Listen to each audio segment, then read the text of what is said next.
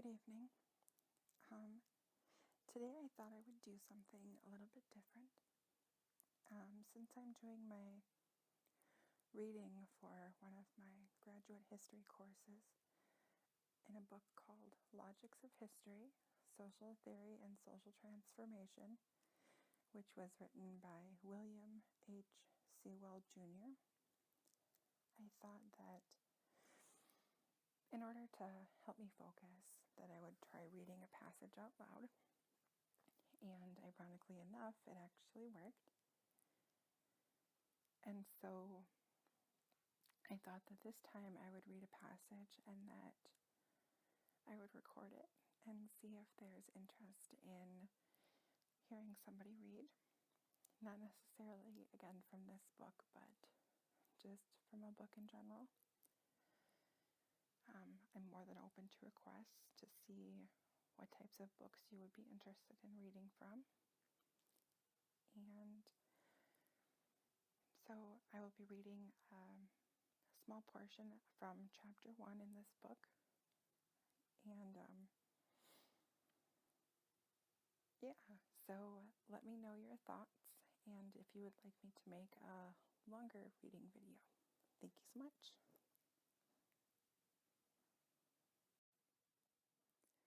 For this reading, I will be beginning with the third paragraph on page 8 within chapter 1. It's just the point that I'm at with this book, and so there's no hidden message or anything. It's just a portion of, almost an introduction type portion of the book. And so I thought I'd try reading this one just to see how it sounds and the reaction to it. The conceptual vehicle by means of which historians construct or analyze the contingency and temporal fatefulness of social life is the event. Historians see the flow of social life as being punctuated by significant happenings, by complexes of social action that somehow change the course of history. Historians constantly talk about turning points or watersheds in history and spend much of their conceptual energy dividing the flow of history into distinct eras that events: the establishment of the Han Dynasty, the Crusades, the rise of printing, the Reformation, the Industrial Revolution, the Russo-Japanese War, the Nazi seizure of power, the Cuban Missile Crisis, the rise of electronic media, the fall of the Berlin Wall, mark off from each other. Historians see events like these, which transform the history of entire human collectivities, as having the same sort of fatefulness and contingency as the smaller events: divorces, new jobs, angry breaches in department meetings, that inflect the course of our personal lives. As usual, historians haven't engaged in much abstract theoretical reflection about how events have such dramatic, historically transformative effects. They have, rather, given countless narrative accounts of how particular sequences of happenings have indeed changed the course of history of some collectivity or other.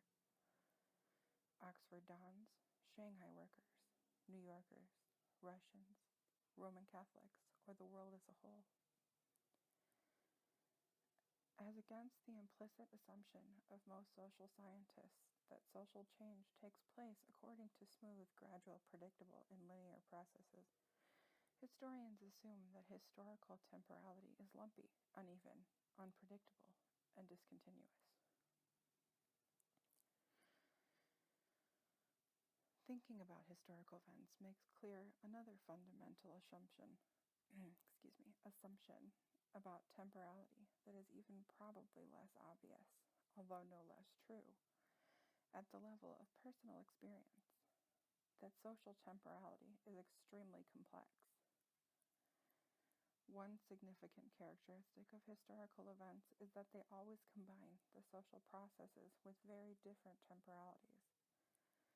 relatively gradual or long-run social trends, more volatile swings of public opinion, punctual accidental happenings, medium-run political strategies, sudden individual decisions, oscillating economic or climatic rhythms, which are brought together in specific ways, at specific places and times, in a particular sequence, that there are diversity of temporalities operating in any present raises difficult analytical challenges.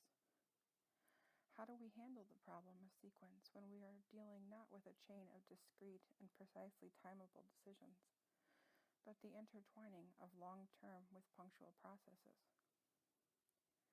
Which social process, with which temporalities, will emerge as dominant in an event that mixes them together? How and when do short-term processes override, deflect, or transform long-term processes? How do long-term trends reassert themselves in situations where they seem to have been eclipsed by more pressing political processes? Writing convincing historical narratives often hinges on the ability to resolve such complex temporal conundrums. And I believe that is where I'll leave you, YouTube. Please let me know your thoughts on this reading, and if this is something you'd like to see perhaps more and longer versions of. Thank you so much. Bye-bye.